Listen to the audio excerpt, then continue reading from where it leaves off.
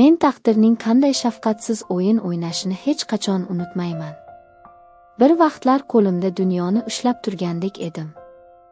Sevimli rafiqam. 2 farzandim. Shinam hovlimizdagi qari yong'oq daraxti ostidagi oqshomlarda ichilgan choy. Bularning barchasi xuddi o'tkinchi tushdek tuyulardi. Lekin taqdirning o'z rejasi bor ekan. Bu reja mening baxtimni bir zumda kul qilish uchun tuzilgandi. Men Komron Aliyev. 42 yoshda. Shaharning eng istiqbolli muhandis-konstruktorlaridan biri. Ko'priklar quraman. Odamlarni bog'layman. Lekin o'z hayotimdagi ko'priklarni qanday qilib vayron qilganimni payqamay qoldim. Hammasi Shifo ismli farishtadek ayol bilan boshlangan edi. Yo'q. Avvalo Shifo bilan emas, balki uning ketishi bilan. Rafiqam Mohinur. U mening bolalikdagi sevgim. Universitetdagi kursdoshim. Umrimning mazmuni edi. U kuzning so'nggi kunlarida oddiy shamollash bilan kasal bo'ldi. Shifokorlar hech narsa emas deyishdi. Lekin 2 oy ichida u shu qadar tez so'ldiki, qo'limdan hech narsa kelmasdi. Uning so'nggi nafasi. Bolalarga qara degan pichirlashi haligacha quloqlarimda jaranglaydi. O'shanda men 40 yoshda edim. Qo'limda 13 yoshli o'g'lim Aziz va 7 yoshli qizim Yulduz qoldi. Dunyom qulab tushgandek edi. Lekin bolalarim uchun yashashim kerak edi. Aziz o'z yoshidan ancha ulg'ayib ketdi. Singlisiga ham ona, ham otadek bo'ldi. Kechalari Yulduz onasini so'rab yig'laganda, Aziz uni yupatish uchun osmondagi eng yorug' yulduzni ko'rsatar. Mana onamiz. U bizga qarab turibdi derdi. Men esa ularning bu suhbatini eshitib, ichimda yig'lardim. Oradan 2 yil o'tdi. Qarindoshlar yana uylan. Bolalarga ona kerak. Senga hamroh kerak deyishardi. Avvaliga quloq solmadim. Lekin vaqt o'tgan sari yolg'izlik og'ir botardi. Aynan shu paytda hayotimda Dildora paydo bo'ldi. U 35 yoshlarda. O'ziga qarab yurgan. Xushfe'l va muloyim ayol edi. U bilan bir xayriya tadbirida tanishdim. Dildora o'zini bolajon, mehribon qilib ko'rsatishni juda yaxshi bilardi. Azizga kitoblar, Yulduzga qo'g'irchoqlar olib kelardi. Bolalarimning ko'nglini topishga harakat qilardi. Men esa uning bu harakatlarini chin samimiyat deb bildim. Aldandim. O'sha paytda bilmaganman. Dildoraning yuragida qanday qora niyatlar yashiringanini. U mening uyimni, jamg'armalarimni va hatto bolalarimdan qutulishni rejalashtirganini qayerdan bilay? To'yimiz kamtarona bo'ldi. Dildora oppoq ko'ylakda mening uyimga kelin bo'lib tushdi. Dastlabki haftalarda hamma narsa go'zal edi. Uyimizga yana qaynoq hayot qaytgandek bo'ldi. Lekin men ishimga berilib ketganman. Yangi loyiha, xorijdagi hamkorlar. Ko'pincha xizmat safarlarida edim. Uyda esa Dildora va bolalar qolardi. Men eshikdan chiqishim bilanoq uning yuzidagi tabassum yo'qolib, o'rniga sovuq bir nigoh o'rnashardi. Yulduzga baqirar, Azizni xo'rlardi. Lekin bolalar buni menga aytolmadi. Aziz otasini xafa qilishni xohlamasdi. Yulduz esa qo'rquvdan indamasdi. Men esa ishlarim bilan band. Ularning to'satdan odamovi bo'lib qolganini, ko'zlaridagi qo'rquvni o'tish davri deb o'yladim. Ahmoq. Men hammasini o'tish davri deb bildim. Aslida esa uyda bir iblis yashayotgan edi. Bahor oxirlarida Germaniyaga 2 haftalik xizmat safariga jo'nadim. Bu mening karyeramdagi eng muhim loyiha edi. Ketishimdan oldin Dildoraga bolalarni ishonib topshirdim. Ularga qara. Men kelguncha hech narsa bo'lmasin dedim. U esa soxta jilmayish bilan xavotir olmang. Ularni o'z bolalarimday asrayman deb javob berdi. Lekin men samolyotga o'tirganimda uning miyasida allaqachon bir vahshiylik rejasi pishib bo'lgandi. U bolalarni shunday bir joyga olib borib tashlamoqchi ediki, u yerdan hech kim hech qachon qaytib kelmasdi. Va men bu mudhish rejani faqat bir hafta o'tgach, dahshatli telefon qo'ng'irog'i orqali bilishim kerak edi. O'sha kuni Berlin osmoni bulutli, lekin ichimda allaqanday bir yorug'lik bor edi. Katta shartnoma imzolangan. Xorijlik hamkorlar mening loyihamni yuqori baholadi. Hayotimdagi qora bulutlar nihoyat tarqalayotgandek edi. Mehmonxona xonasida yolg'iz o'tirib, chamadonimni yig'ishtirayotgandim. Telefonda Dildoraga qo'ng'iroq qilish uchun vaqt qaradim. Toshkentda endi peshinga yaqinlashgan bo'lsa kerak. Birdan telefonimning o'zi titrab jiringladi. Ekranda Dildora degan yozuv. Yuragim tez ura boshladi. Nega u qo'ng'iroq qilyapti? Nimadir bo'ldimi? Allo, Dildora, dedim go'shakni ko'tarib. Bir necha soniya sukut. Keyin u yoqdan vahimali yig'i, bo'g'iq faryod eshitildi. Komron aka, men ularni yo'qotib qo'ydim. Uning ovozi shunchalik dahshatli ediki, qo'limdagi chamadon yerga tushib ketdi. Nima deyapsan? Kimlarni? Aziz, Yulduz, ular daryoda. Suv oqizib ketdi. Meni kechiring. Men o'zimni ham o'ldiraman, deb qichqirardi u. Miyamdagi hamma narsa bir soniyada to'xtab qoldi. Xona aylanib ketdi. Derazadan tashqaridagi Berlin ko'chalari xira tortdi. Qayerda? Qanday qilib? Sen nima deding, deb baqirdim go'shakka. Lekin javob o'rniga faqat yig'i va qandaydir ayollarning ovozlari eshitildi. Keyin telefon jim qoldi. Oyoqlarim boshimni ko'tarib yurolmasdi. Divanga quladim. Bo'g'zimdan hech qanday tovush chiqmasdi. Faqat ichimda bir narsa uzilib tushdi. Xuddi yurak emas, butun vujudim sinib tushgandek.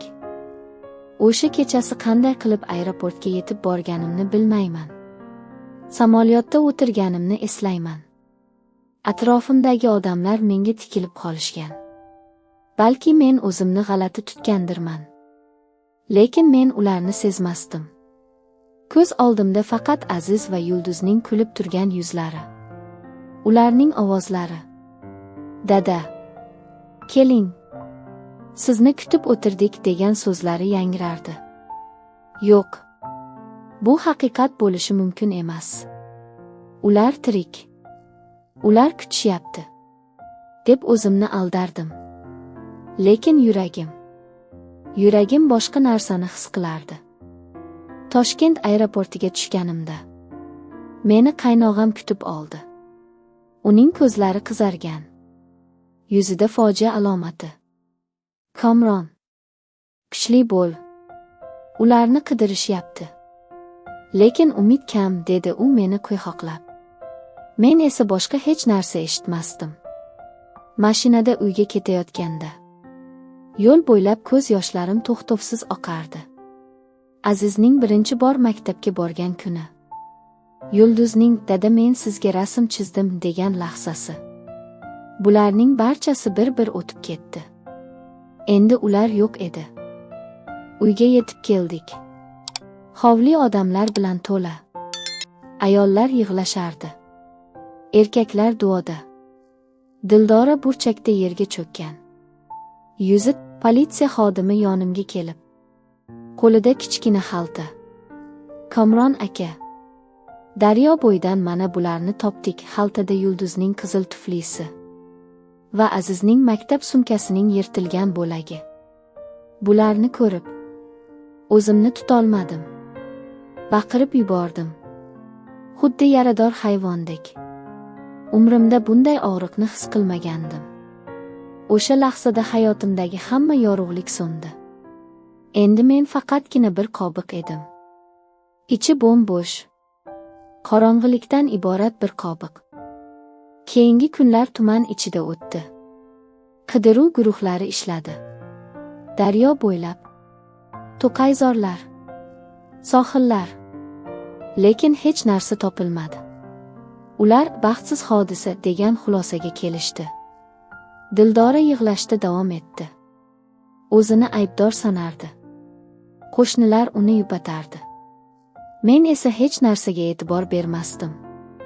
Kunlar, tunlar bir-biriga qo'shilib ketdi. Men uydan chiqmas, ishga bormas, faqat bolalarimning xonalarida o'tirar. Ularning hidini hidlardim. Kiyimlariga yuzimni bosardim. Hayotning ma'nosi qolmagan edi. Ammo taqdir bu shafqatsiz zarbadan keyin men bilmagan holda butunlay boshqa bir voqeani yozayotgan edi. Men yig'lab o'tirgan shu onlarda, shahardan yuzlab chaqirim uzoqlikda, sovuq va qora bir darada, mening bolalarim hali tirik edi. Ular o'lim bilan yuzma-yuz turgan holda, yordam so'rab, otalarining nomini pichirlashardi. Va men buni hali bilmasdim. Dafn marosimidan keyin hayot butunlay to'xtab qolgandek edi. Uy ichida kezgan har bir qadamim o'tmishning aks sadosidek jaranglardi. Yulduzning devordagi rasmlari, Azizning kitoblari, bularning barchasi tirik edi. Faqat ularning egalari yo'q. Men esa bu sukunat ichida asta-sekin so'nib borardim. Dildora har kuni yig'lar, o'zini ayblab, hatto bir marta bilagidagi tomirlarni ko'z oldimda ochmoqchi ham bo'ldi. Qo'shnilar uni zo'rg'a to'xtatishdi. Bechora ayol, bolalarni o'z bolasidek sevardi, deyishardi atrofdagilar. Men esa ularning bu gaplariga na ishonardim, na ishonmasdim. Shunchaki jim qarab turardim. Bir kuni kechasi, yana uyqusizlik azob berayotgan paytda Azizning xonasiga kirdim. Uning stoli ustida matematika daftari ochiq qolgan edi. Oxirgi yozgan sahifasini o'qidim. Ertaga daryo bo'yiga boramiz. Yangi ona aytdi. U yerga boradigan yo'l juda uzoq ekan. Lekin dadam kelguncha vaqt o'tadi. Bu yozuv yuragimga xanjar sanchildi. Nega daryo? Nega aynan o'sha joy? Dildora bolalarni shahar tashqarisidagi xavfli daryo bo'yiga nega olib borgan? U avval hech qachon u yerga bormasdi. Miyamda nimadir g'ijirladi. Lekin bu fikrni quvib yubordim. Yo'q. Bu shubhaning o'zi ham gunoh edi. Shu kechadan keyin Dildoraning xatti-harakatlari menga g'alati tuyula boshladi. U har kuni yig'lardi. Lekin uning yig'isi qandaydir soxta. Xuddi sahnada o'ynayotgan aktrisaning yig'isidek edi. Ko'zlarida chinakam qayg'uning olovi yo'q. Balki sovuq bir hisob-kitob. Bir kuni uyda yolg'iz qolganimda uning xonasiga kirdim. Sandiqchasini ochdim. Ichida turli qog'ozlar, bank hisob raqamlari va mening uyimning hujjatlari.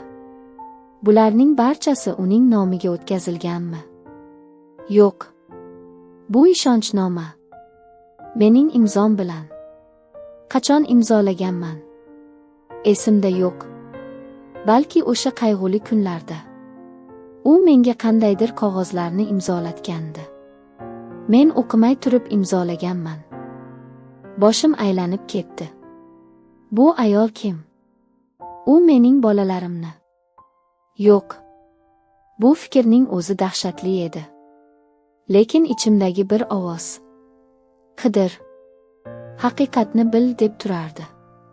O'sha kuni kechqurun Dildora ishdan qaytganda uning ko'zlariga tikilib qaradim. Qizim Yulduzning qizil tuflisini qayerdan topdinglar deb so'radim sekin. U bir soniya to'xtab qoldi. Ko'zlarida chaqmoq chaqnadi. Lekin darhol yig'iga aralash javob berdi. Daryo bo'yida edi. O'zim topdim. Politsiyaga o'zim berdim, uning ovozi titrardi. Lekin bu safar bu chinakam titroq emas. Balki qo'rquvdan bo'lgan titroq edi. Men buni his qildim. Va o'shanda angladim. Mening bolalarim bilan bog'liq haqiqat. Bu ayol bilgan haqiqat. Men o'ylagandek oddiy emasdi. Va men bu haqiqatni o'z qo'llarim bilan ochishim kerak edi. Dildoraning ko'zlaridagi qo'rquv chaqnashini ko'rganimdan keyin ichimdagi shubha endi olovga aylangan edi. Bu ayol nimadir yashirayapti. Va men bu sirni ochishim kerak edi. Bolalarimning o'limi ortida qandaydir mudhish haqiqat borligini yuragim sezardi. Ertasi kuni ishga bormadim. Uydan chiqib, to'g'ri shahar arxiviga yo'l oldim. Dildora haqida hamma narsani bilishim kerak edi.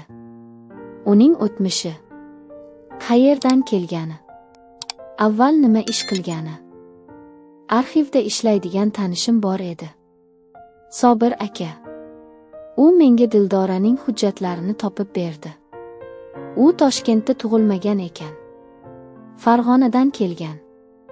Avval boshqa familiya bilan yashagan. Birinchi turmushi. Ajrashgan. Sobiq eri qamoqda. Firibgarlik uchun. Qo'llarim qaltiradi. Bu ayolning o'tmishi qorong'i ekan. Lekin bu hali hech narsani isbotlamasdi. Menga aniqroq dalil kerak edi. Shu kuni uyga qaytganimda Dildora meni eshik oldida kutib turardi. Uning yuzida avvalgidek soxta qayg'u emas, balki sovuq va shafqatsiz bir ifoda bor edi. "Qayerda edingiz?" deb so'radi u shubha bilan. "Ishda", dedim qisqagina. Lekin u ishonmadi. Ko'zlari meni kuzatardi. Go'yo bir yirtqich o'z o'ljasini kuzatgandek. Endi tushundim. U mening har bir harakatimni payqab turardi. Va agar men haqiqatga yaqinlashsam, u oldimni kesishi mumkin edi. O'shanda qo'rquvni his qildim. Lekin bu qo'rquv meni to'xtatmadi. Aksincha, ichimdagi g'azab kuchaydi. Ular mening bolalarim. Aziz va yulduz. Ular uchun hamma narsaga tayyor edim. Agar ular o'ldirilgan bo'lsa, qotilni topishim kerak. Agar ular tirik bo'lsa, ularni qaytarishim kerak. Kechasi Dildora uxlagandan keyin uning telefonini oldim. Shifrini bilmasdim. Lekin u kuni eshik tirqishidan uning telefonini ochganini ko'rib, shifrni yodlab olgandim. Ochdim. Xabarlar, qo'ng'iroqlar ro'yxati va bir nomer. Rasul. U bilan tez-tez gaplashardi. Hatto bolalar yo'qolgan kuni ham bir necha marta qo'ng'iroq qilgan. Rasul kim? Dildora meni aldagan bo'lsa, balki u bilan til biriktirgandir. Ertasi kuni o'sha nomerga qo'ng'iroq qildim. Erkak kishi javob berdi. Allo. Kim bu? Ovozda qandaydir qo'pollik bor edi. Men o'zimni tanishtirdim. Kamron Aliyev. Dildoraning turmush o'rtog'i. Siz Rasulmisan? U bir soniya sukut qildi. Keyin qo'pol kuldi. Eshitdim sizni. Xo'sh. Nima istaysiz? dedi. Men unga yaqinda yo'qolgan bolalar haqida gapirib, uning Dildora bilan aloqasi haqida so'radim. U avvaliga rad etdi. Lekin pul taklif qilganimda uning tili yumshadi. Dildora bilan eski tanishmiz. U sizga uylanishdan oldin ham men bilan ishlagan. Bolalar masalasiga kelsak, men faqat eshitdim. U ularni tog'ga olib ketmoqchi bo'lganini aytgan. Keyin nima bo'lganini bilmayman. Lekin bir narsa aniq. U sizning uyingizni o'z nomiga o'tkazishni rejalashtirgandi. Menga ham shundan bir ulush va'da qilgan. Telefon qo'limdan tushib ketishiga sal qoldi. Demak, bu haqiqat edi. Dildora mening bolalarimni yo'q qilmoqchi bo'lgan. Ularni o'ldirishga uringan. Rasul bilan gaplashganimdan keyin Darhol politsiyaga bormoqchi bo'ldim. Lekin to'xtadim. Qo'limda hali yetarlicha dalil yo'q edi. Faqat bir sobiq jinoyatchining so'zi. Bu sudda ishlamasdi. Dildora esa, u hozir meni kuzatib turardi. Ehtiyot bo'lishim kerak edi. Shu payt eshik qo'ng'irog'i jiringladi. Ochdim. Qarshimda bir chol. Qo'lida katta tayoq. Orqasida kichkina qiz va bir o'smir yigit turardi. Ularning yuzlari quyoshda kuygan. Kiyimlari yirtilgan. Lekin men bu ko'zlarni tanidim. Aziz, Yulduz. Ular tirik edi. Chol esa bosh irg'ab. Bu sizning bolalaringizmi? Komron aka. Ularni topdim, dedi. Ko'zlarimga ishonmadim. Eshik oldida turgan bu ikki jajji odam. Ular mening bolalarim. Aziz va Yulduz. Ular tirik. Ular haqiqatan ham tirik edi. Bir soniya qotib qoldim. Oyoqlarim yerga mixlangandek. So'ngra tiz cho'kib, ikkalasini birdan quchoqlab oldim. Quchog'imda ularning issiq nafasi, yuragining urishi. Bu haqiqat edi. Dadajon, biz qaytdik, deb pichirladi Yulduz. Uning ovozi titroq, lekin tirik. Aziz esa indamay yig'lardi. Uning yelkalari qaltirardi. Bu safar meni emas. U o'zini tutolmayotgandi. Chol, Qosim bobo, sekin qadam tashlab ichkariga kirdi. Uning yuzida charchoq va qandaydir qat'iyat bor edi. Bu bolalar bilan ancha yo'l bosib keldik, Komron aka. Ularning sizga aytadigan gaplari ko'p, dedi u tayog'iga suyanib. Men bolalarni bag'rimdan qo'ymay uyga kiritdim. Ularning ust-boshi yirtilgan, qo'llari timalgan, lekin ko'zlarida hayot olovi yonardi. Endi ular xavfsizda edi. Mening yonimda edi. Salqin suv ichib, biroz o'ziga kelgach, Aziz hammasini aytib berdi. Dildoraning ularni qanday qilib yovvoyi daraga olib borib tashlaganini, mashina eshigini qarsillatib yopib, xayr pashshalar, endi sizlarni hech kim topolmaydi, deb ketganini, tun sovug'ida ularning qanday qilib bir-biriga yopishib, qo'rquvdan qaltiraganini va Qosim boboning ularni qanday topib, o'lim changalidan tortib olganini. Har bir so'zni eshitganim sari yuragimdagi g'azab kuchayib borardi. Bu ayol, Dildora, u mening bolalarimni tiriklayin o'limga tashlab ketgan edi. Bu shunchaki xiyonat emas. Bu qotillik edi. Qo'lim telefonimga bordi. Politsiyaga qo'ng'iroq qilishim kerak. Lekin Qosim bobo qo'limdan ushlab to'xtatdi. Shoshilmang. Avval u ayol bilan yuzma-yuz gaplashing. Bilaman, qonun yo'li bilan ish bitkazishni istaysiz. Lekin bu iblisning qo'lida sizning uyingiz hujjatlari bor. Agar u qochib ketsa, isbot topish qiyin bo'ladi. Yaxshisi, u hali hech narsadan xabarsiz ekan. O'z tuzog'iga o'zi tushsin. Cholning so'zlari mantiqli edi. Dildora hozircha bilmasdi. U o'zini xavfsizda his qilardi. Bolalarni o'lik deb o'ylardi. Va men bu fursatdan foydalanishim kerak edi. O'sha zahoti qarindoshlarimga xabar berdim. Ular hayrat va quvonch ichida uyga yig'ilishdi. Yulduzni quchoqlab yig'lashdi. Azizning boshini silashdi. Lekin men ularga eng muhim narsani aytdim. Dildoraga hech narsa sezdirmanglar. U kelganda xuddi avvalgidek muomala qiling. Go'yo hech narsa bo'lmagandek. Qolganini menga qo'yib beringlar. Ular rozi bo'lishdi. Garchi ko'zlarida nafrat olovi yonardi. Kechga yaqin Dildora uyga qaytdi. U eshikdan kirib, zalda o'tirgan Aziz va Yulduzni ko'rganida yuzi xuddi ohakday oqardi. Ko'zlari katta ochilib, og'zini ochdi-yu, Lekin hech qanday tovush chiqmadi. U arvohni ko'rgandek qotib qoldi. Dildora, kirdingizmi? Bolalar qaytishdi, dedim men sovuq ohangda. Ular tog'da adashib qolgan ekan. Qosim bobo degan kishi topib olib kelibdi. Xayriyat. Hammasi yaxshi tugadi. Shunday emasmi? Uning lablari qaltirardi. Bu qanday bo'lishi mumkin? Ular daryoda, deb g'o'ldiradi u. So'ng birdan o'zini o'nglab oldi. Yuziga yana soxta quvonch niqobini tortdi. Voy! Shukr. Xudoyim. Men shunchalik xursandmanki, u bolalarga yaqinlashmoqchi bo'ldi. Lekin Aziz o'rnidan turib, to'g'ri uning ko'zlariga qaradi.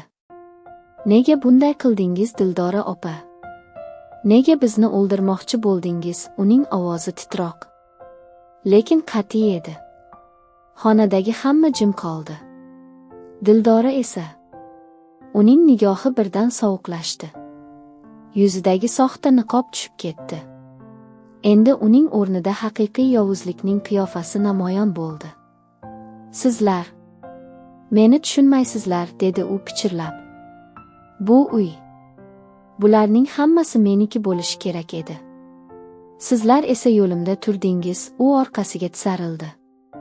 Lekin eshik oldida allaqachon militsiya xodimlari turardi.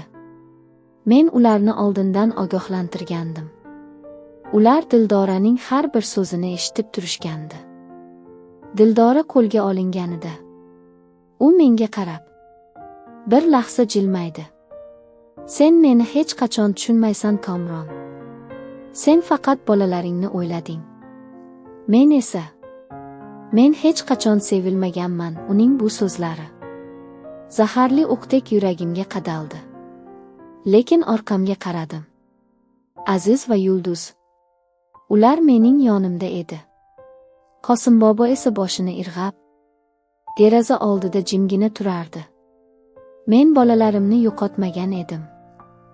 Va bu eng muhimi edi.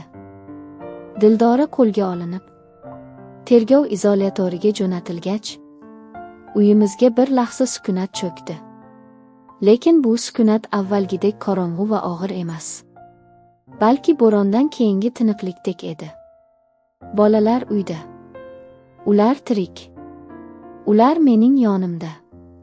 Har safar shu fikrni o'ylaganimda yuragim qayta ura boshlagandek bo'lardi. Aziz va Yulduz Qosim boboning atrofida parvona edi. Chol ular uchun endi shunchaki qutqaruvchi emas, balki chinakam bir bobo, oilamizning bir qismiga aylangan edi. Qosim bobo shu kuni ketmoqchi bo'ldi. Endi ishlarimga qaytaman. Tog'da yolg'izlik yaxshiroq, dedi u. Lekin Yulduz uning qo'lidan mahkam ushlab, bobojon, ketmang. Siz biz bilan qoling. Dadamga ayting, deb yalinardi. Aziz ham unga qarab, ko'zlarida so'roq bilan tikilardi. Men esa cholning yuziga qaradim. Uning ajin bosgan yuzida qandaydir bir umid, aytilmagan dard va yolg'izlik ko'lankasi bor edi. Qosim bobo, siz mening bolalarimning hayotini saqlab qoldingiz. Bu shunchaki qarz emas. Bu umrbod minnatdorlik. Qoling. Shu uyda yashang. Endi siz bizning oilamisiz, dedim chin yurakdan. Chol bir zum jim qoldi. So'ng uning ko'zlarida yosh yaltiradi. U boshini asta irg'adi. Xo'p bo'ladi o'g'lim. Qolaman, dedi pichirlab. O'sha lahza men tushundim. Taqdir bizga faqatgina bolalarni qaytarib bermagan, balki yangi bir oila a'zosini ham hadya qilgan edi. Keyingi kunlar qayta qurish, tiklanish kunlari bo'ldi. Uyimizdagi sovuq izlar asta-sekin yo'qola boshladi. Yulduz yana kulib, qo'shiq aytib yuradigan bo'ldi. Aziz esa avvalgidek kitoblarni qo'liga oldi. Lekin uning ko'zlarida endi avvalgi beg'uborlikdan tashqari qandaydir chuqur bir fahm, hayotning og'ir sinovidan o'tgan odamdagina bo'ladigan donishmandlik bor edi. U juda tez ulg'aygandi. Dildoraning sudi bo'lib o'tdi. U o'z aybiga iqror bo'ldi. Bolalarni qasddan o'ldirishga suqasd qilgani, firibgarlik yo'li bilan mol-mulkni egallamoqchi bo'lgani isbotlandi. Sud uni uzoq muddatga ozodlikdan mahrum qildi. Sud zalidan chiqayotganda u menga qaradi.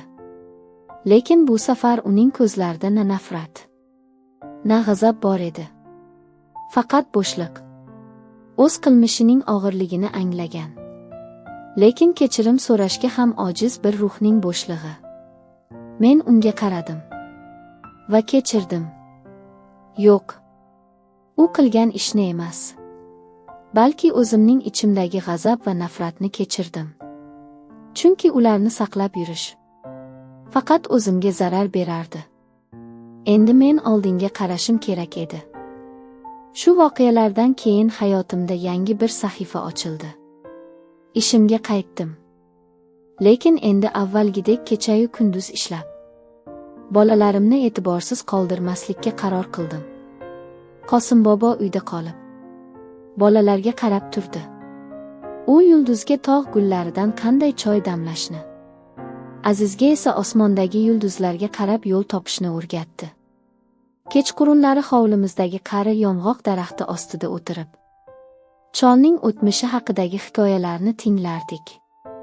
Uning hayoti, ko'rgan kunlari, yo'qotgan sevganlari, bularning barchasi bolalarim uchun hayot saboqlari edi. Bir kuni kechqurun, yulduz qo'limdan ushlab, osmonga qaradi. Dada, bilasizmi? Onam osmonda eng yorug' yulduz bo'lib yonadi. Aziz akam aytgan. Lekin endi men bilaman. Onam yolg'iz emas. U yerda yana ko'p yulduzlar bor. Ularning hammasi yaxshi odamlar. Va ular bizga qarab turganda bizga hech narsa bo'lmaydi. Uning bu so'zlari yuragimni isitdi. Ha, qizim, haq gap, dedim uning sochlarini silab. Oradan bir necha yil o'tdi. Aziz universitetga kirdi. Yulduz maktabda eng zo'r o'quvchilardan bo'ldi. Qosim bobo qarib qoldi. Lekin uning ko'zlari hali ham tirik va jonli edi. Men yana insonlarga ko'priklar qurishda davom etdim. Lekin eng katta ko'prigim bu mening oilam. Qalbimda qurgan ko'prik edi. Taqdir shafqatsiz zarba berdi. Lekin u menga qayta turish, yana ishonish va chinakam sevish uchun bir imkoniyat berdi. Va men bu imkoniyatni qo'ldan boy bermadim. Adolat, kechirim va yangi boshlanish. Bularning barchasi bitta haqiqatni o'rgatdi. Eng qorong'u kechalarning ham tongi bor. Eng sovuq qishning ham bahori keladi. Va eng og'ir sinovlardan keyin inson qalbi yanada kuchliroq, yanada chidamliroq bo'ladi. Men buni o'z hayotimda ko'rdim. Aziz va yulduzning ko'zlarida ko'rdim. Qosim boboning so'zlari va o'gitlarida eshitdim. Va endi men bilaman. Baxt bu hech qachon yo'qolmaydigan narsa emas, balki har kuni qayta quriladigan bir ko'prikdir. Va men bu ko'prikni har kuni sevgi va mehr bilan qurishda davom etaman. Oradan yillar o'tdi. Hovlimizdagi qari yong'oq daraxti har bahorda yana yashnadi. Uning shoxlarida qushlar uya qurdi. Mevalari esa kuzda yerga to'kilib, bolalarimizning nabiralariga ilk qadamlarda do'st bo'ldi. Ha, endi mening sochlarimga oq oralagan. Qosim bobo esa bu dunyoni tark etganiga ham 3 yil bo'ldi. U ketishidan oldin qo'limni mahkam ushlab, "O'g'lim, sen menga eng katta sovg'ani berding. Oila berding. Endi men tinch ketaman" degan edi. Biz uni tog' etagidagi kichik qabristonga dafn qildik. Aziz va yulduz har bahorda uning qabriga birinchi ochilgan lolaqiz g'aldoqlardan olib borishadi. Aziz katta odam bo'ldi. U mening izimdan borib, Muhandis-konstruktor bo'ldi. Lekin u ko'priklar qurishdan ko'ra yosh bolalarga ta'lim berishni afzal ko'rdi. Hozir universitetda dars beradi. Shogirdlari uni usta deb chaqirishadi. U uylangan. Rafiqasi Mehriniso. Ismi jismiga monand. Mehribon. Sokin ayol. Ularning bir o'g'li bor. Ismini Qosim qo'yishdi. Qosimjon. Bobosining nomi. U hozir 5 yoshda. Qosim boboning qolgan hikoyalarini eshitib katta bo'lyapti. Men unga bobosining sarguzashtlarini aytib beraman. U esa ko'zlarini katta ochib tinglaydi. Xuddi o'sha uzoq oqshomlarda Aziz va Yulduz tinglagandek. Yulduz esa u hozir 20 yoshda. Go'zal va aqlli qiz. Onasiga juda o'xshaydi. Mohinur tirikligida shunday kulardi. Yulduz tibbiyot institutida o'qiydi. U bolalar shifokori bo'lmoqchi. Dadajon, men bolalarni davolayman. Hech kim mening onam kabi og'riq chekmasligi uchun, deydi u. Bu so'zlar har gal yuragimni istadi. O'tgan kunlar qanchalik og'ir bo'lmasin. Ularning samarasi mana shu. Ezgulik va mehr urug'lari. Bolalarimning qalbiga ekilgan va endi o'sib yashnab yangi mevalar beryapti. O'tgan yili uyimizni to'liq ta'mirladim. Eski xonalarni kengaytirdim. Lekin Aziz va Yulduzning bolalikdagi xonasiga qo'l tekkizmadim. U yerda hali ham Yulduzning devordagi rasmlari, Azizning kitoblari va Mohinurning qo'l bilan tikkan pardasi osig'liq. Ularning onasining qo'l izi. Bu xonaga har kirganimda yillar ortga qaytadi. Yaxshi xotiralar va og'riqli xotiralar. Barchasi bir-biriga chirmashib ketgan. Lekin endi og'riq ham yumshagan. U faqatgina eslatma. Hayotning qimmatini bilish uchun kerak bo'lgan eslatma. Dildora qamoqda vafot etdi. Bu xabarni eshitganimda ichimda hech qanday g'azab uyg'onmadi. Faqat bir puch xayol. Agar u boshqacha yo'l tanlaganida, balki hayoti boshqacha kechardi. Lekin taqdirni hech kim o'zgartira olmaydi. Men uni kechirdim. Lekin unutmadim. Chunki unutish bu o'tmishning saboqlarini yo'qotish bilan baravar. Bugun erta bahor. Eshik oldidagi yong'oq daraxti kurtak ochgan. Men Aziz va Yulduzni, kelinim va nabiralarimni oilaviy kechki dasturxonga taklif qildim. Qosim boboning surati stol boshida. Uning ruhi biz bilan. Dasturxon atrofida kulgi, quvonch va mehr. Men shu lahzani ko'rib o'ylayman, taqdirning bizga bergan sinovlari aslida bizni chinakam baxtga tayyorlash uchun ekan. Faqat biz sinovdan o'ta olishimiz kerak. Men o'ta oldim. Biz o'ta oldik. Endi bu baxtni asrab yashash eng katta vazifamiz. Derazadan tashqariga qarayman. Osmonda ilk yulduzlar charaqlay boshlagan. Ular orasida eng yorug'i Mohinur. U bizga qarab jilmayib turganini his qilaman. Va men unga ichimda aytaman: rahmat. Bolalarimizni asradim. Ular baxtli. Sen tinch bo'l. Shamol daraxt shoxlarini silkitadi. Go'yo javob qaytgandek.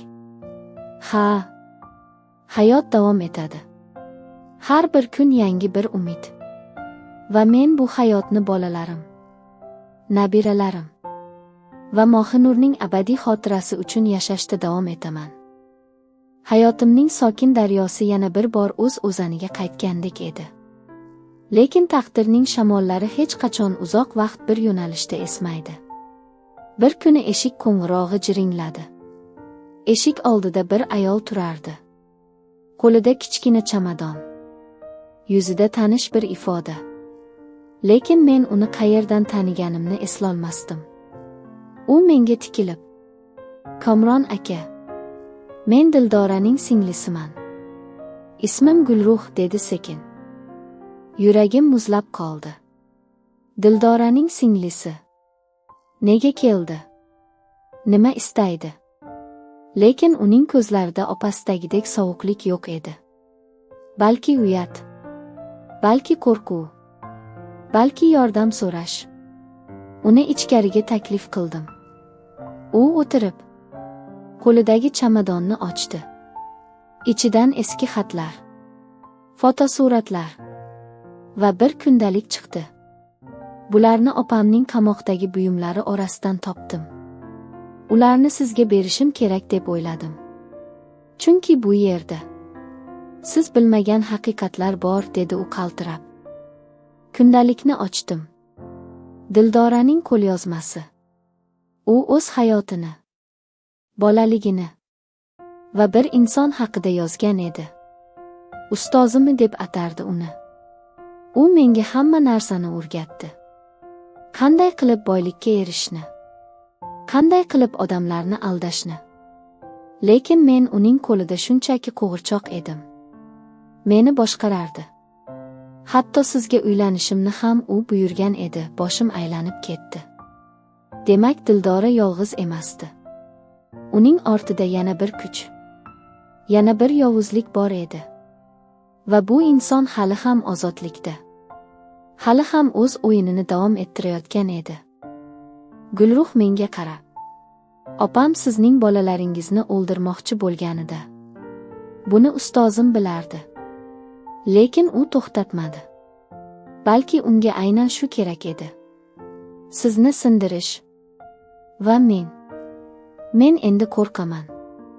Chunki u opamning o'limidan keyin meni qidirib topdi. Endi u menga xuddi opamga bo'lganidek buyruq beryapti. Men sizdan yordam so'rash uchun keldim. Uning ko'zlaridagi qo'rquv haqiqiy edi. Men chuqur nafas oldim. Endi tushundim. Bizning oilamizga qarshi qilingan bu jinoyat. Bu shunchaki bir ayolning hasadi emas. Balki kattaroq bir rejaning bir qismi edi. Va endi bu rejani tuzgan insonni topish, uni fosh qilish kerak edi. Bolalarimga qaradim. Ular endi xavfsizda. Lekin bu yovuzlik to'xtatilmasa, boshqa oilalar ham jabr ko'rishi mumkin edi. Gulruh, sen menga yordam ber. Bu ustozing kim? Qayerda yashaydi? Unga qarshi birgalikda kurashamiz, dedim. U javob berishga ulgurmadi. Eshik oldida mashina to'xtagan ovozi eshitildi. Qora rangli katta mashina. Ichidan 2 kishi tushdi. Ularning qo'lida hech narsa yo'q edi. Lekin nigohlari shunchalik sovuq ediki, Gulruh rangi oqarib ketdi. Ular meni topishdi, deb pichirladi u. Men o'rnimdan turdim. Bolalarimni orqamga yashirdim va eshik tomon yurdim. Bu safar men qochmasdim. Bu safar men himoya qilishga tayyor edim. Men eshik oldiga chiqqanimda qora mashinadan tushgan 2 kishi allaqachon hovli o'rtasiga yetib kelgandi. Ularning yuzlarida na g'azab, na tahdid, faqat sovuq bir ishchanlik bor edi. Xuddi ular uchun bu shunchaki odatiy bir vazifa. Oldingi odam, bo'yi baland, egnida qora kostyum, qo'lida charm papka. U menga tikilib, Kamron Aliyev, siz bilan ishbilarmonlik suhbati o'tkazishimiz kerak, dedi. Uning ovozi shu qadar silliq va hissiz ediki, xuddi ilonning shivirlashdek. Kimsiz? Va bu yerga nima maqsadda kelgansiz, dedim men eshik oldida turib. Orqamda Aziz va Yulduzning xavotirli nigohlarini his qilardim. U kishi jilmaydi. Bu jilmayish lablariga tegishli edi. Ko'zlariga emas. Mening ismim ahamiyatsiz. Ko'pchilik meni ustoz deb ataydi. Sizning sobiq rafiqangiz Dildora ham shunday atardi. U mening shogirdim edi. Afsuski, qobiliyatsiz shogird. Chala ishlar qilib, Oxiri o'zi yiqildi. Uning Dildora haqidagi sovuq so'zlari yuragimga xanjar sanchildi. Demak, bu odam. Shu odam mening oilamning fojiasiga sababchi bo'lgan. Nima istaysiz, dedim tishlarimni g'ijirlatib. Adolat. Qonun. Politsiya, u kulib yubordi. Bu kulgi hovlining sovuq havosida aks sado berdi. Qonun. Adolat. Bularning barchasi nisbiy tushunchalar, Komron aka. Men bu shaharda 40 yildan beri ishlayman. Hech kim, hech qachon menga tega olmagan. Sizning kichkina baxtingiz. Bu katta o'yinning arzimagan bir qismi edi.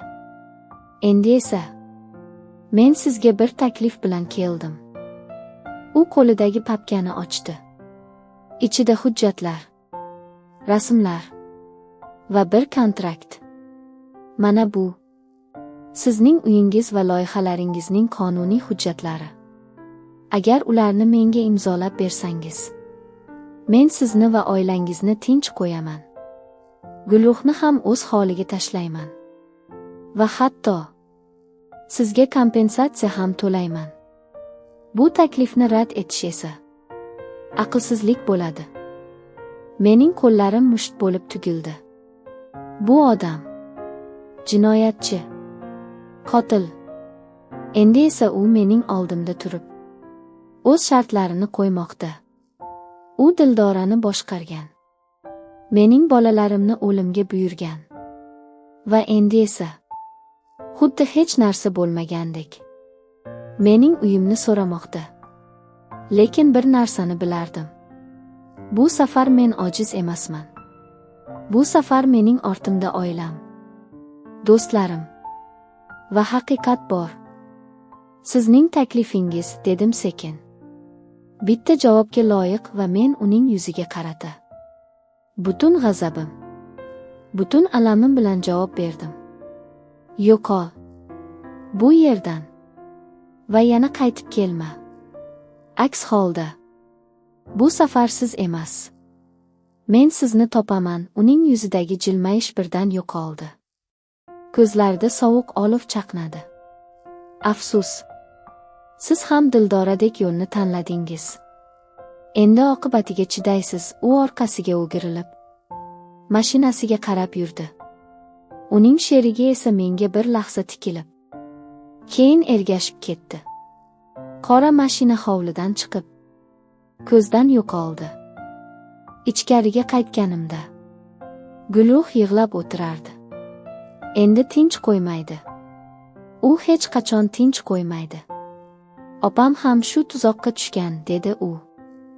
Aziz va Yulduz esa menga qarab ko'zlar. O'sha kechasi uxlamadim. Stol ustiga barcha hujjatlarni yoyib chiqdim. Gulruh bergan kundalik, Dildoraning yozuvlari.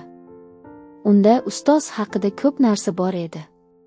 U qanday qilib boylik orttirgani, qanday qilib odamlarni qaram qilib olgani va eng muhimi, uning zaif tomonlari. Dildora qo'rquvdan yozgan bu satrlar endi mening qurolimga aylangandi. Tong otganda bir qarorga keldim. Bu odamni qonuniy yo'l bilan to'xtatish kerak. Va buning uchun menga ishonchli odamlar kerak edi. Eski do'stlarim, hamkasblarim va adolat uchun kurashga tayyor bo'lgan har bir inson. Ertaga yangi kun va yangi kurash boshlanadi.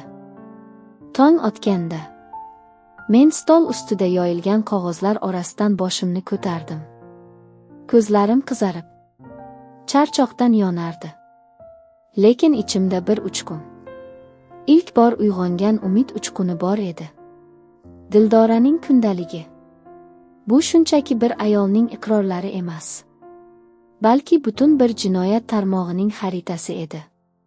Ustoz deb atalgan bu odam, u shaharning eng qudratli kishilaridan biri.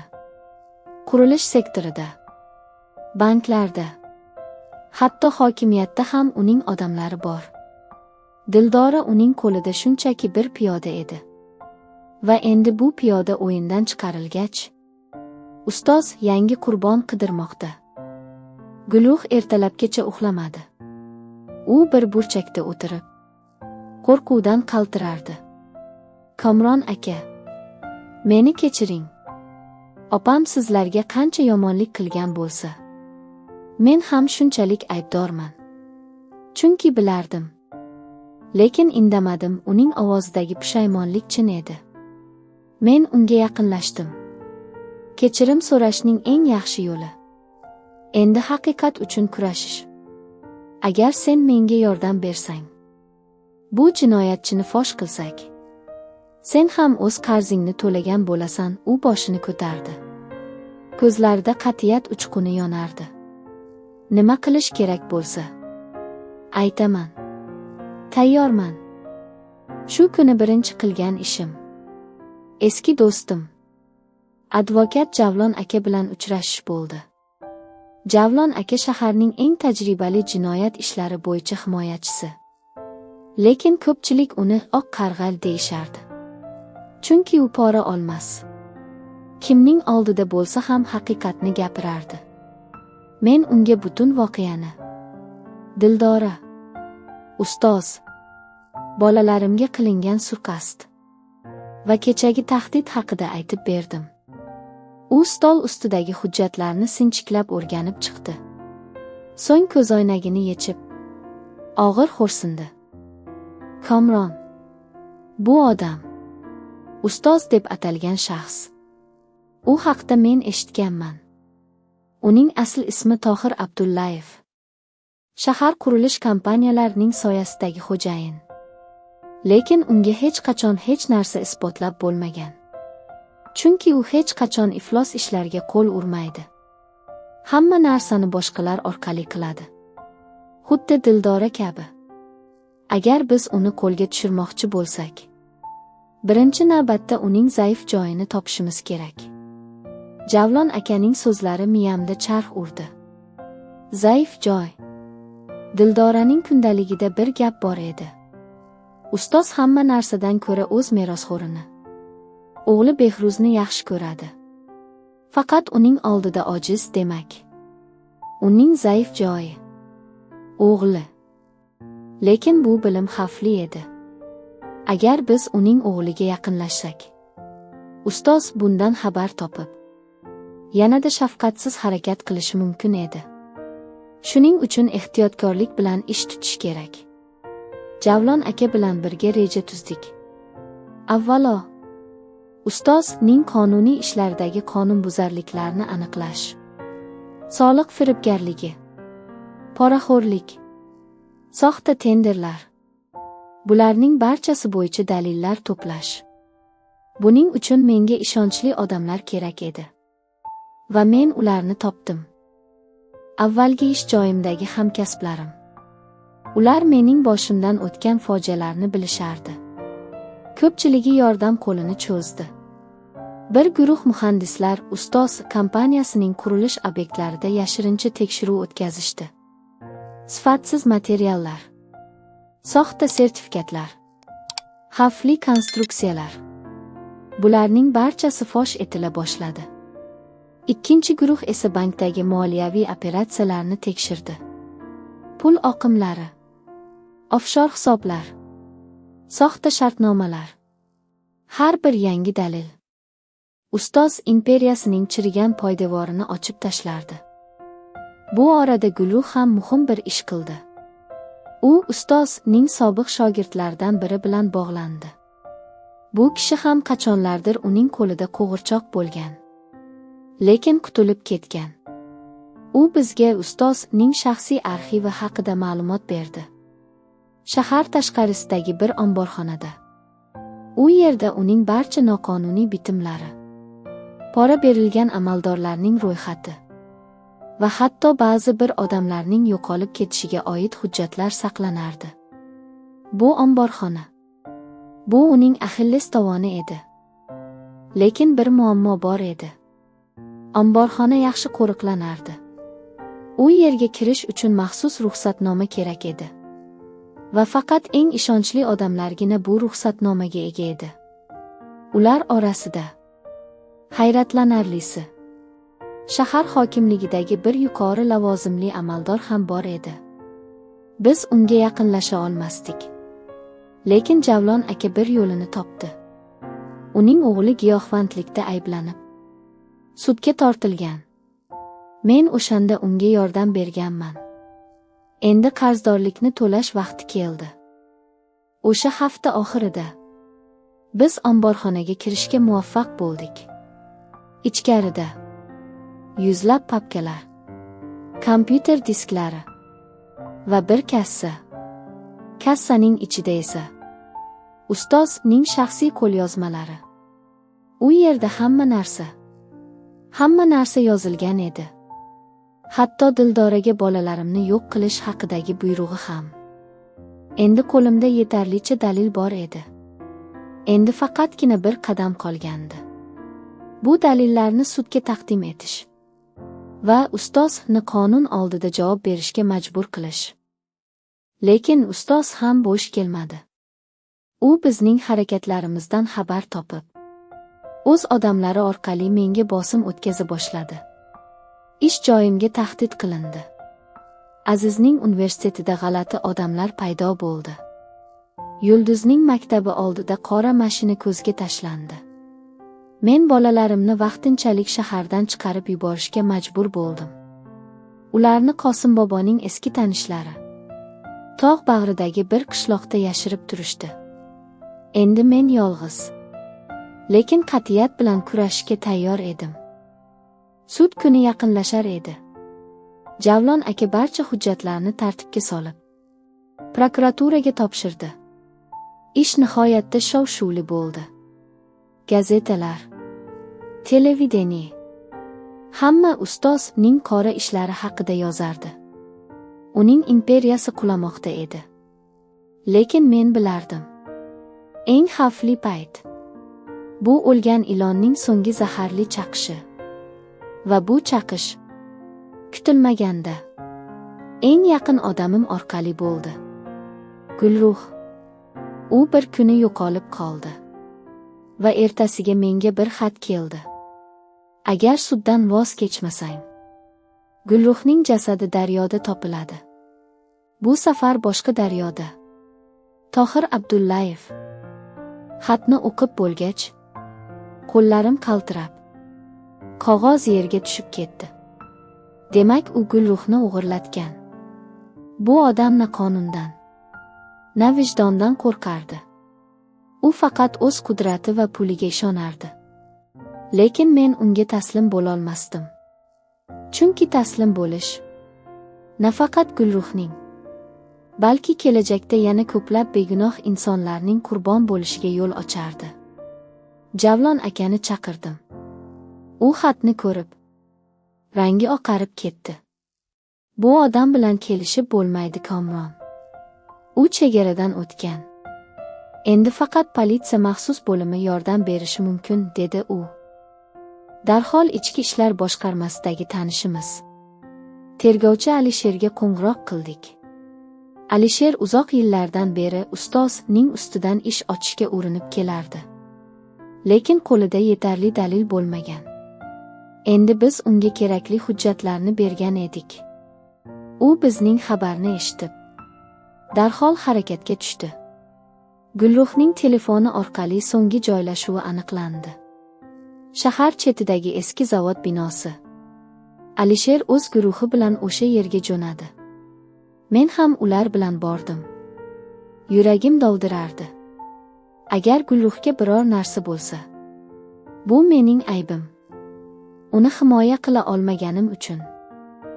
Zavod binosiga yaqinlashganimizda atrof jimjit edi. Faqat shamolning eski temir darvozalarni g'ijirlatgan ovozi eshitilardi. Maxsus guruh sekingina ichkariga kirdi. Men tashqarida, mashina yonida qolib, nafasimni ichimga yutib kutdim. Har bir soniya bir asrdek tuyulardi. Ichkaridan qichqiriqlar, o'q ovozi va yana sukunat. Keyin eshik ochildi. Alisher Gulruhni yetaklab chiqdi. Uning yuzi qo'rquvdan oqargan, lekin tirik edi. Topdik. U yerto'lada bog'liq holda edi. Qo'riqchilar qarshilik ko'rsatdi. Lekin zararsizlantirildi, dedi Alisher. Gulruhni ko'rib, yugurib uning oldiga bordim. U menga qarab, ko'z yoshlari bilan jilmaydi. Bilardim siz meni tashlamaysiz deb dedi pichirlab. O'sha lahza men bir haqiqatni angladim. Bu qiz Dildoraning singlisi bo'lsa ham, uning yuragi boshqa edi. U ham xuddi biz kabi ustozning qurboni va endi u bizning oilamizning bir qismiga aylangan edi. Ustozning o'zi esa u zavodda emasdi. U hammadan oldin qochishga ulgurgandi. Lekin Alisher uning shahar tashqarisidagi maxfiy aerodromga yo'nalganini aniqladi. U yerda uning shaxsiy samolyoti turardi. Biz zudlik bilan u yerga jo'nadik. Aerodromga yetib kelganimizda samolyot allaqachon uchish-qo'nish yo'lagiga chiqqan. Dvigatellari ishlayotgandi. Alisher mashinani to'g'ri samolyot oldiga haydab bordi. To'xta, Tohir Abdullayev. Siz qamoqqa olinasiz, deb baqirdi u megafon orqali. Samolyot eshigi ochildi. Ustoz zinapoyada paydo bo'ldi. Uning yuzida avvalgi sovuq ifoda. Lekin bu safar ko'zlarida umidsizlik chaqnardi. Sen meni to'xtatolmaysan, deb baqirdi u. Va samolyot ichiga qaytmoqchi bo'ldi. Lekin shu payt uning yonida turgan yordamchisi uni to'xtatdi. Qo'liga kishan soldi. Kechirasiz xo'jayin. Lekin men ham o'z hayotimni saqlab qolishim kerak, dedi u. Ustoz hayratdan qotib qoldi. Uning o'z odamlari unga xiyonat qilgandi. Ustoz qo'lga olinib, sud jarayoni boshlandi. Bu shaharning eng katta sud jarayoni bo'ldi. Barcha gazetalar, televideniyelar voqeani yoritardi. Sudda uning o'nlab jinoyatlari, poraxo'rlik, firibgarlik, odam o'ldirishga buyruq berish, bolalarimga suiqasd qilish, barchasi fosh etildi. U umrbod qamoq jazosiga hukm qilindi. Sud zalidan chiqarilayotganda u menga bir lahza qaradi. Ko'zlarida endi sovuqlik yo'q edi. Faqat bo'shliq va bir so'z pichirladi. Sen oddiy muhandis. Meni yengding. Men unga javob bermadim. Chunki bu mening g'alabam emasdi. Bu adolatning, haqiqatning va oilamning sevgisining g'alabasi edi. Sud zalidan chiqqanimda tashqarida quyosh charaqlab turardi. Aziz va Yulduz meni kutib turishardi. Ularning yuzlarida tabassum, yonlarida esa Gulruh. U endi biz bilan yashardi. Yangi hayot boshlagan edi. Qosim boboning surati ham yonimizda edi. Go'yo u ham bu g'alabani biz bilan baham ko'rayotgandek. Men bolalarimni quyqoqlab osmonga qaradim. Mohinurning yulduzi kunduzi ko'rinmasdi. Lekin men bilardim. U shu yerda, biz bilan, va u bizning baxtimizga qarab jilmayib turardi. Endi oldimizda yangi hayot, yangi tonglar kutardi. Va men bu hayotni sevgi, mehr va adolat bilan yashashga qaror qildim. Chunki eng katta baxt bu oilang bilan birga tinch va pok hayot kechirish ekanini angladim. Vaqt daryosi o'z oqimida davom etardi. Ustoz ustidan chiqarilgan hukmdan keyin shaharda katta o'zgarishlar bo'ldi. Uning jinoyat tarmog'iga aloqador ko'plab amaldorlar fosh etildi. Ba'zilari qamoqqa olindi. Ba'zilari esa o'z lavozimlaridan ayrilib sharmanda bo'ldi. Mening ismim esa gazetalarning birinchi sahifalarida chiqdi. Adolat uchun kurashgan muhandis, jinoyat imperiyasini yiqitgan ota. Lekin bu shon-shuhrat menga kerak emasdi. Men faqat oilam bilan tinch yashashni xohlardim. Va nihoyat, Bu orzum amalga oshgandek edi. Gulruh biz bilan qoldi. U endi uyimizning bir farzandidek edi. Aziz va Yulduz uni opa deb chaqirishardi. U o'zining yangi hayotini qurishga harakat qilardi. Kechqurunlari hovlimizdagi yong'oq daraxti ostida o'tirib, u opasi haqida gapirib berardi. Dildoraning qanday qilib ustoz qo'liga tushib qolgani, qanday qilib asta-sekin yovuzlikka ko'nikkani va oxiri o'z insoniyligini yo'qotgani haqida. Bu hikoyalar og'riqli edi. Lekin ular bizga bir haqiqatni o'rgatardi. Yovuzlik inson qalbida bir zumda paydo bo'lmaydi. U asta-sekin, qadamma-qadam keladi. Va agar biz hushyor bo'lmasak, har birimiz uning domiga tushishimiz mumkin. 1 yil o'tdi. Hayotimiz sokin va barqaror edi. Aziz allaqachon taniqli muhandis bo'lib yetishgandi. U nafaqat dars berar, balki shahar uchun yangi loyihalar ham ishlab chiqardi. Yulduz tibbiyot institutini bitirib, bolalar shifoxonasida ish boshladi. Uning kichkina bemorlari uni bizning farishtamiz deb atashardi. Gulruh esa, u ham o'z yo'lini topdi. Rassomchilik qobiliyatini rivojlantirib, bolalar uchun ertak kitoblariga rasm chiza boshladi. Uning chizgan rasmlari jonli va beg'ubor edi. Xuddi uning yangi qalbidek. Men endi nafaqaga chiqishga qaror qildim. Ko'priklar qurishni yosh avlodga topshirdim. Lekin bilardimki, eng muhim ko'priklar temir va betondan emas, balki sevgi va ishonchdan quriladi. Va men bu ko'priklarni oilamning yuragida qurishga muvaffaq bo'ldim. Bir kuni kechqurun, hovlimizda o'tirganimizda, Aziz menga bir xushxabar berdi. Dada, men ikkinchi farzandimizni kutayapman. Ismini Mohinur qo'ymoqchimiz. Bu ismni eshitganimda tomog'imga tiqin tiqildi. Mohinur, mening rafiqam, bolalarimning onasi. Uning ismi endi yangi avlodda yashaydi. Bu baxtning eng yuqori cho'qqisi edi. Shu kechasi, hamma uxlagandan keyin, men yana osmonga qaradim. Yulduzlar har doimgidek porlab turardi. Lekin ular orasida eng yorug'i Mohinur. Men unga ichimda gapirdim. Ko'rdingmi? Hayot davom etyapti. Sen ketding, lekin sevging qoldi. Bolalarimiz baxtli. Nabiralarimiz o'syapti. Va endi yana bir Mohinur keladi bu dunyoga. Seni hech qachon unutmaymiz. Shamol yana daraxt shoxlarini silkitdi. Go'yo javob qaytgandek. Oradan oylar o'tdi. Azizning qizi tug'ildi. Mohinurjon. U kichkina, nozik, lekin ko'zlari xuddi buvisinikidek chaqnab turardi. Men uni birinchi marta qo'limga olganimda, vaqt go'yo orqaga qaytgandek bo'ldi. Yillar oldin Azizni birinchi marta qo'limga olgan kunim.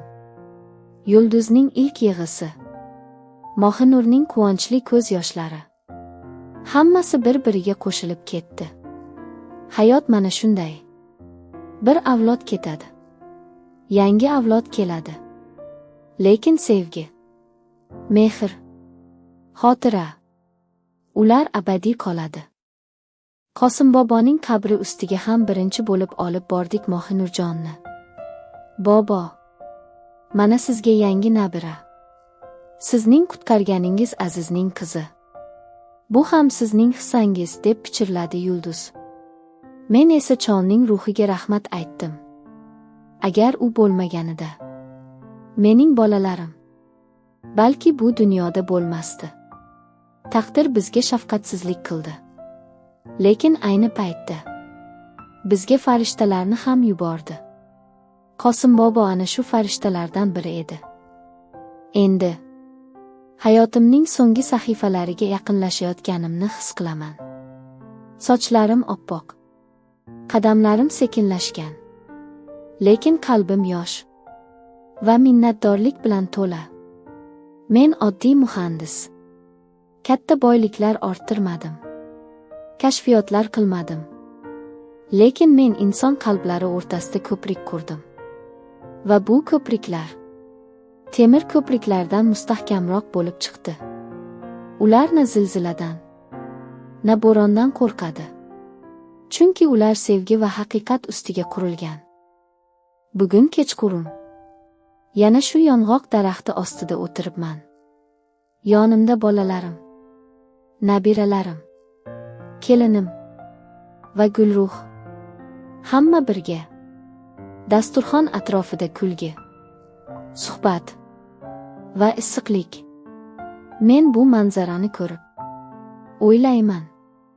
Baxt bu hech qachon tugamaydigan sarguzasht. U har kuni, har soatda yangilanadi va u faqatgina ulashilganda ko'payadi.